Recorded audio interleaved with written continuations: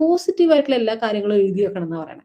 അത് കാരണം നമ്മള് സംഭവങ്ങൾ ഇങ്ങനെ സംഭവിച്ചുകൊണ്ടേയിരിക്കും. നമ്മുടെ ലൈഫിൽ പോസിറ്റീവ് ആയിട്ടുള്ള സംഭവങ്ങളൊക്കെ ഇങ്ങനെ വന്നു പോയിക്കൊണ്ടേയിരിക്കും. പക്ഷെ അതിൽ നിന്ന് നമുക്ക് കിട്ടുന്ന ഒരു ഇമോഷൻ ഉണ്ട്. പോസിറ്റീവായ ഒരു കാര്യം സംഭവിക്കുമ്പോൾ നമുക്ക് കിട്ടുന്ന ഒരു സന്തോഷമുണ്ട്. ആ സന്തോഷം നമ്മൾ പിന്നെ പിന്നെ ഓർക്കണം.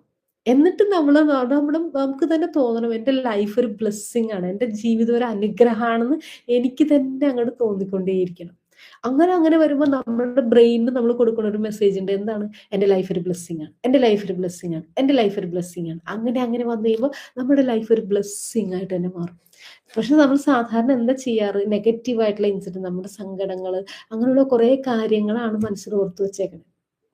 അതാണ് നമ്മൾ ഇടയ്ക്കിടയ്ക്ക് എടുത്ത് ആലോചിച്ചു പൊടി തട്ടി അതിങ്ങനെ ആ കനല് കെടാതെ ചിലര് ഞാൻ മറക്കൂല, ഞാൻ എന്നെ കൊണ്ട് മറക്കാൻ പറ്റൂല എന്ന് പറയില്ല ചില ഇൻസിഡന്റ്. മറന്നില്ലെങ്കിൽ ആർക്കാ നഷ്ടം? ആർക്കും നഷ്ടമില്ല. നമ്മുടെ ലൈഫില് എന്റെ